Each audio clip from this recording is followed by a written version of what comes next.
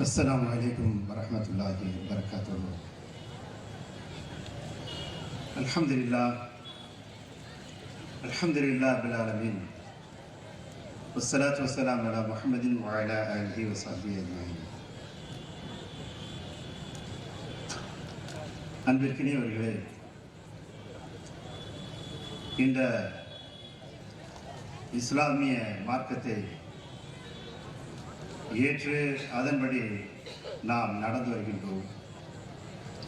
அல்லாஹ்வுக்கும் அல்லாஹ்வுடைய தூதருக்கும் நாம் கட்டுப்பட்டவர்களாக இருக்கின்றோம். இந்த நிலையிலே இந்த இஸ்லாமிய மார்க்கம் நமக்கு போதிக்கக்கூடிய நெறிகளிலே மிக முக்கியமான ஒன்று மனிதநேயம். மனித நேயத்தை நாம் எப்படி காக்க வேண்டும்? மனித நேயம் என்பது இஸ்லாமியர்களுடைய பண்புகளில் ஒன்று என்பதை நாம் உணர்ந்து நடக்க வேண்டும். கடந்த கொரோனா காலங்களிலே எப்படியெல்லாம் நடந்து கொண்டோம், நம்முடைய நிலைகள் எந்த அளவிற்கு இருந்தது, ஒவ்வொருடைய பார்வைகள் எந்த நிலையில இருந்தது என்பதை நாம் உணர்வோம். கொரோனா நேரத்திலே ஒரு ஜனாசா செல்கிறது என்றால் மிக கடுமையாக உயிருக்கு பயந்த அந்த நேரத்திலே நம்முடைய வீடுகளில் உள்ள கதவுகளை சாத்திக் கொண்டு எங்கே நம்மை இந்த கொரோனா தாக்கி நாம் உயிரிழந்து விடுவோமோ என்ற அச்சம் நம்மை தாக்கியது. அந்த அளவிற்கு நாம் சுயநலமாக ஒரு நேரத்திலே பயந்து இருந்தோம். அந்த கொரோனா நேரத்திலே நமக்கு பலருக்கு பணத்தினுடைய தேவை இருந்தது. அந்த பண தேவை இருந்த நேரத்திலே நம்முடைய சொந்தங்களிடத்திலே போய் நாம் உதவி தேட முடியவில்லை. அந்த நேரத்திலே நம்முடைய நட்புகள், நண்பர்களுடைய வட்டங்கள் உதவி செய்யவில்லை. எங்கிருந்தோ வந்தவர்கள், யாரென்று அறிமுகம் இல்லாதவர்கள், யாரோ ஒருவர் நமக்கு உதவி செய்யக்கூடிய ஒரு நிலையை, அந்த மனிதாபிமானத்தை அன்று நாம் காண முடிந்தது. அல்லாஹ் ரப்பல் ஆலமீன் குர்ஆனிலே சொல்லி காட்டுகின்றான், யௌம யஃபிருல் மர்உ மின் அஹீஹி வ உம்மிஹி வ அபீஹி வ ஸாஹிபத்திஹி வ பனீஹி லிகுல்லி இம்ரிஇன் மின்ஹும் யௌமைதின் ஷஅனுன் யுக்னீஹி. அந்த சப்திக்கின்ற நாளிலே ஒருவரை கண்டு ஒருவர் விருண்டோடுவார், அவருடைய சகோதரன் விருண்டோடுவார், அவருடைய தந்தை விருண்டோடுவார், ஏனைய அனைவரும் விருண்டோடுவார்கள்.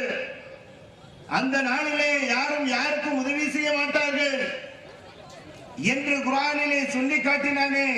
அந்த யௌமுல் கியாமா, மறுமை நாள், அந்த மறுமை நாளுடைய மாடலை இந்த கொரோனா நேரத்திலே நாம் கண்டோம். எங்கே நம்மிடத்திலே உதவி கேட்டு விடுவானோ என்று அச்சம் கொண்டு ஒருவரை ஒருவர் பயந்து ஓடிய காலம், மனிதாபிமானம் செத்து கிடந்த நேரம். இஸ்லாம் அப்படி இல்லை. இஸ்லாம் நம்மை அப்படி வார்த்தெடுக்கவில்லை. எந்த நிலையிலும் நாம் மனித நேயத்தை காக்க வேண்டும், மனிதாபிமானத்தோடு நடந்து கொள்ள வேண்டும் என்று இஸ்லாம் நமக்கு போதிக்கிறது. மனித நேயத்தை காத்து காட்டிய தன்னுடைய வாழ்நாளிலே கொண்டு வந்தவர் நபிகள் நாயகம் ஸல்லல்லாஹு அலைஹி வஸல்லம் அவர்கள். அவர்களுடைய வாழ்க்கையிலே எந்த இடத்திலே பார்த்தாலும் அவர்களுடைய வாழ்விலே மனிதநேயம் பறந்து விரிந்து கிடந்தது, மனிதாபிமானம் நிறைந்து கிடந்தது. அவ்வளவு உதவிகள், தன்னுடைய தோழர்களை அவ்வளவு நேசம் கொண்டு அவர்களுடைய விசாரணை, தன்னுடைய சொந்தங்கள் மீது அக்கறை, இப்படி அவர்களுடைய மனிதநேயம் பறந்து விரிந்திருந்தது. அந்த வழியிலே வந்ததனால்தான் இன்றைக்கு நம்முடைய சகோதரர்கள் ஆங்காங்கே மனிதநேயத்தோடு இப்போது நடந்த இந்த பேரழிவு காரணத்தினால் ஆங்காங்கே திண்டாடி கொண்டிருந்தவர்களுக்கு பலர் உதவிகள் செய்ததை பார்த்தோம். நம்முடைய தேசிய தௌஹீது கூட்டமைப்பின் சார்பாக நம்முடைய சகோதரர்கள் ஆங்காங்கே பல கட்டமாக பல உதவிகளை மனிதநேயத்தோடு உதவி செய்ததை நாம் பார்த்தோம். அந்த கண்கொள்ளா காட்சியை பார்க்கும்போது நம்முடைய மேனியெல்லாம் புல்லரித்தது. எப்படியெல்லாம் இறங்கி நின்று ஒவ்வொருவரிடத்திலே கையேந்தி இப்படியெல்லாம் யாருக்காக வேண்டியோ பிச்சை எடுத்து எங்கோ இருக்கின்றவன் எங்கோ இருக்கிறவனுக்கு உதவி செய்தாரே, இதுதான் மனிதநேயம். இப்படித்தான் இஸ்லாம் நம்மை வார்த்திருக்கிறது. நபிகள் நாயகம் ஸல்லல்லாஹு அலைஹி வஸல்லம் அவர்கள் இப்படித்தான் நம்மை வளர்த்திருக்கின்றார்கள், பக்குவப்படுத்தி இருக்கின்றார்கள். ஒரு புறத்திலே மனிதநேயம் இந்த அளவுக்கு போய் கொண்டிருக்கிறது என்றால் இன்னொரு நேரத்தில் இன்னொரு இடத்திலே நாம் கவலை செய்த நிலையிலே பார்க்கக்கூடிய ஒரு சூழ்நிலை இருக்கிறது. கடந்த மாதம் நமது ஊரிலே நடந்த சம்பவம் மிகவும் வேதனை அளிக்கக்கூடிய ஒரு சம்பவத்தை உங்களிடத்திலே நான் பகிர்ந்து கொள்ள ஆசைப்படுகின்றேன். ஒரு வசதி குறைந்தவர் இறந்து விட்டார். அவருடைய ஜனாசாவை அடக்குவதற்காக வேண்டி ஒரு பள்ளியிலே போய், உங்களுடைய பள்ளியிலே நான் ஜனாசாவை அடக்க வேண்டும் என்று கேட்டபோது அந்த ஜனாசாவை அடக்குவதற்கு பேரம் பேசினார்கள். 7000 ரூபாயினை எங்களுடைய ஜமாத்துக்கு கட்டினால் உங்களுடைய ஜனாசாவை நீங்கள் அடக்கிக் கொள்ளலாம் என்று சொன்னார்கள்.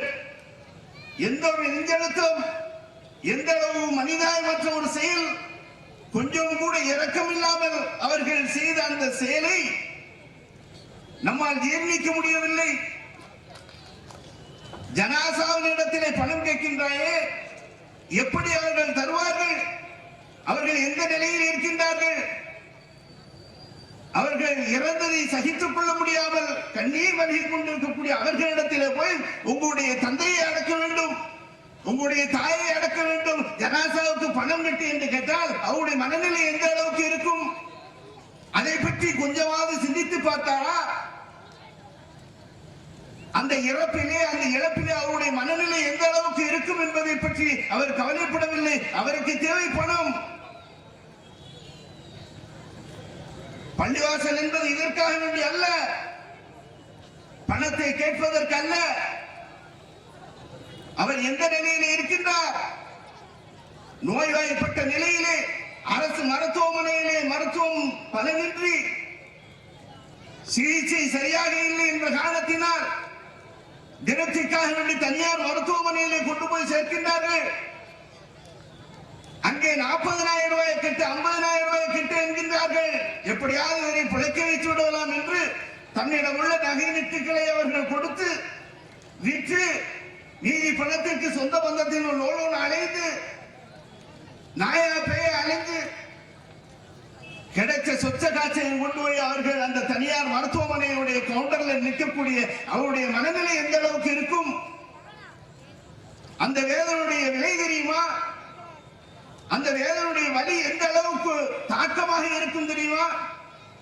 அதை உணர்ந்தாயா? அப்படி நின்று பார், உனக்கு தெரியும். அப்படியெல்லாம் கஷ்டப்பட்டு எப்படியாவது காப்பாற்றிவிட மாட்டோமோ என்று அந்த ஆஸ்பத்திரியிலே பலிகளையாக கிடந்து கடைசியிலே தோற்று போகின்றார். அவர் மரணமாகினார். அவரை கொண்டு போய் வீட்டில் கொண்டு வந்து வச்சா அடக்கிறதுக்கு 7,000 ரூபாய் கேட்கிறீங்களே, எந்த அளவிற்கு மனிதாயமானவற்றை செயல்!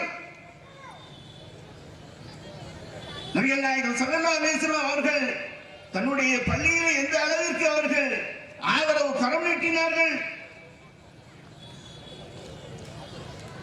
தன்னுடைய அந்த பள்ளியிலே எத்தனை ஏழைகளுக்கு உணவளித்தார்கள். பஞ்ச பராதியாய் பசியோடு கிடக்கக்கூடிய சஹாபாக்களுக்கு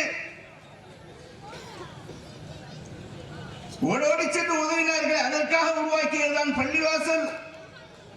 அடக்குவதற்கு பணம் தான் என்று கேட்கின்றாயே. இஸ்ரேலிலே அவர்கள் அடித்தார்கள். நாம் தொலைக்காட்சி வாயிலாக பார்த்தோம். பிஞ்சு குழந்தையுடைய தலை சிதறுகிறது. இடிபாடுகளுக்குள்ளே சிக்கி கிடக்கின்ற கர்ப்பிணி பெண், கொடூரமாக சத்தமிட்டுக் கொண்டிருக்கக்கூடிய ஒரு தாய். இப்படி ஒவ்வொரு கொடூர காட்சிகளையும் பார்க்கும்போது அட பாவி, மனிதாபிமானம் இல்லையா? இரக்கம் இல்லையா? இப்படியெல்லாம் செய்தியை குண்டு போட்டு ஜனங்களை அழிக்கின்றாயே. இரக்கமில்லாத அரக்கன் என்று நாமெல்லாம் நினைத்தோம். அவருக்காக வேண்டி அந்த பாலஸ்தீன மக்களுக்காக வேண்டி பிரார்த்தனை செய்தோம். இஸ்ரேலின் அழிவுக்காக வேண்டி பிரார்த்தனை செய்தோம். ஏன் நம்முடைய மனிதாயவாதம் எங்கே நடக்கிறதுக்காக வேண்டி நம்ம இப்படி நாம் பேசினோமே. நமது ஊரிலே நம்முடைய அருகாமையிலே ஜனாசாவை அடக்குவதற்காக வேண்டி ரூபாதான் என்று கேட்கின்றார்களே. எந்த ஒரு அவல நிலை. பள்ளிவாசல் என்றால் இந்த மாதிரி சம்பாதிப்பதற்காக வேண்டிய அல்ல. ஒருவருக்கு கஷ்டம் என்று கேட்டால், ஐயா எனக்கு பசிக்கிறது, எனக்கு ஏதாவது உதவி செய்யுங்கள், நோய்வாய்ப்பட்டு இருக்கின்ற ஆஸ்பத்திரியில் இருக்கிறார்கள், அதற்காக வேண்டி மருத்துவ உதவி செய்யுங்கள் என்று கதறி கேட்கக்கூடிய ஒரு இடமாக, உதவி தரக்கூடிய இடமாக, உதவி செய்யக்கூடிய இடமாக பள்ளிவாசல் இருக்கிறது தவிர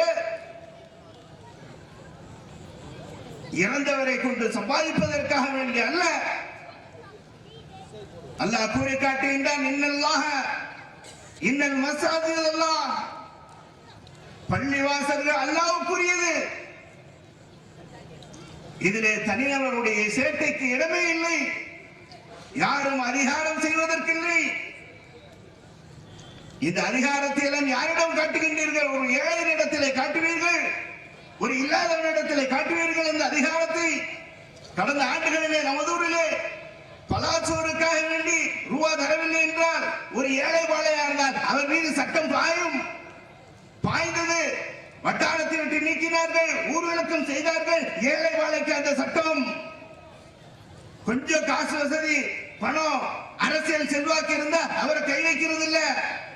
இதே மாதிரி தான் இன்றைக்கும் ஏழை வாழையாக இருந்தால் பேசுகின்றோம். கொஞ்சம் சட்டம் தெரிந்தவராக இருந்தார், படித்தவராக இருந்தால் அவரை பற்றி நாம் பேசுவதில்லை. அவரிடத்திலே பணம் தான் என்று கேட்பதில்லை. ஏழை என்றால் இலக்கானமா? நபிகள் நாயகம் ஸல்லல்லாஹு அலைஹி வஸல்லம் அவர்களுக்கு கனவிலே சொர்க்கத்தையும் நரகத்தையும் அல்லாஹ் காட்டினான்.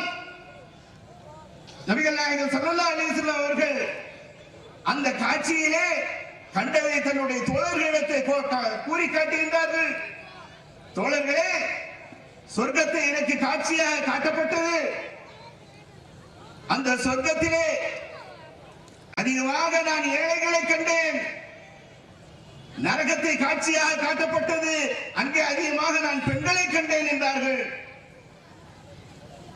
அதிகமாக ஏழைகளை கொண்டது சொர்க்கம் என்று நபிகள் நாயகம் ஸல்லல்லாஹு அலைஹி வஸல்லம் அவர்கள் நன்மாராயம் கூறிய அந்த ஏழைகளை உதாசீனப்படுத்துகின்றாயா?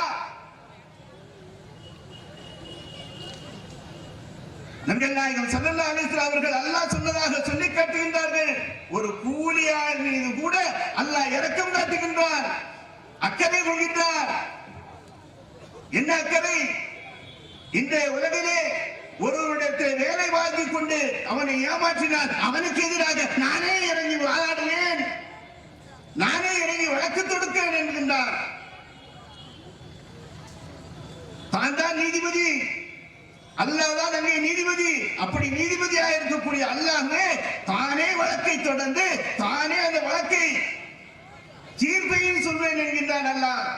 ஏழை மேலே கை வைத்தால் இப்படி இருக்கும் என்பதை குர்ஆன் சொல்லி காட்டுகிறது, ஹதீஸும் சொல்லி காட்டுகின்றது. அப்படி ஏழை இடத்திலே நீ ஜனாசாவுக்கு பணம் கேட்டு இன்றைக்கு ஏழையை இப்படி செய்கின்றாயே, இதுதான் மனிதாயமானமா? இப்படித்தான் மனிதாயமானத்தை வளர்த்திருக்கிறதா, வார்த்திருக்கிறதா? இஸ்லாம் ஒருபோதும் அப்படி அல்ல. எத்தனையோ பேர் நம்மை எதிர்த்தார்கள், கொள்கை சகோதரர்களை எதிர்த்தார்கள், இந்த உண்மை சத்தியத்தை சொல்லும் போது எதிர்த்தார்கள். கடைசி அவங்களே நின்னாங்க, எங்களுக்கு ஆஸ்பத்திரிக்கு ஓ பாசிட்டிவ் வேணும், ஏ பாசிட்டிவ் வேணும். அந்த ரத்தம் கொடுத்தது யார்?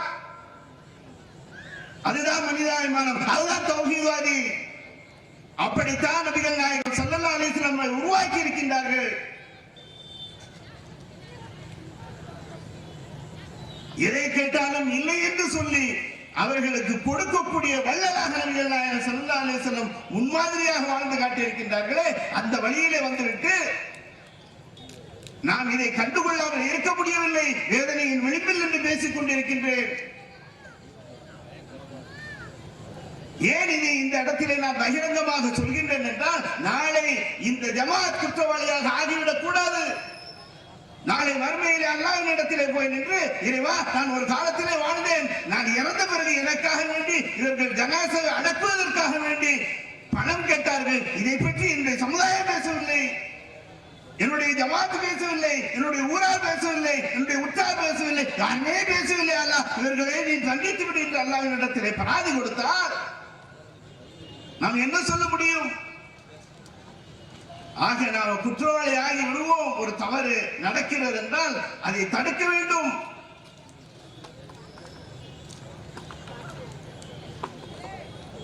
ஆக அன்பிற்கினிய தாய்மார்களே, சகோதர சகோதரிகளே, அல்லாஹ்வின் நல்லடியார்களே, முதலிலே மனிதனுக்கு தேவை மனிதாபிமானம், அந்த உதவக்கூடிய தன்மை. இஸ்லாம் ஒருபோதும் அதை கல்லாக்கி இரு என்று சொல்லவில்லை. மனிதாபிமானத்துடன் அவன் நடந்தோமையானால் அல்லாஹ் நம்மிடத்திலே நீதியாக நேர்மையாக வளர்வான் என்பதிலே, நம்மிடத்திலே அல்லாஹ் ரப்பல் ஆலமீன் நீதியாக நடப்பான் என்பதிலே எந்த ஒரு மாற்று கருத்தும் இல்லை. இதற்கு விலை, இதற்கு பரிசு மறுமையிலே கிடைக்கும். அந்த வெற்றியுடைய வாழ்க்கையை நோக்கி நாம் மனிதாபிமானத்தோடு நடந்து அந்த மனித நேயத்தை காத்து, நபிகள் நாயகம் ஸல்லல்லாஹு அலைஹி வஸல்லம் அவர்களும் குர்ஆனும் எந்த அளவிற்கு மனித நேயத்தை பற்றி சொல்லி இருக்கிறதோ அதன் பிரகாரம் நடந்து வெற்றி அடையக்கூடிய நன்மக்களாக சொன்ன என்னையும் கேட்ட உங்களையும் அல்லாஹ் ஆக்கி அருள்வானாக என்று பிரார்த்தித்தவனாக எனது வார்த்தையை நிறைவு செய்கின்றேன். வாஹிர் தவானா அல்ஹம்துலில்லாஹி ரப்பில் ஆலமீன். அஸ்ஸலாமு அலைக்கும்.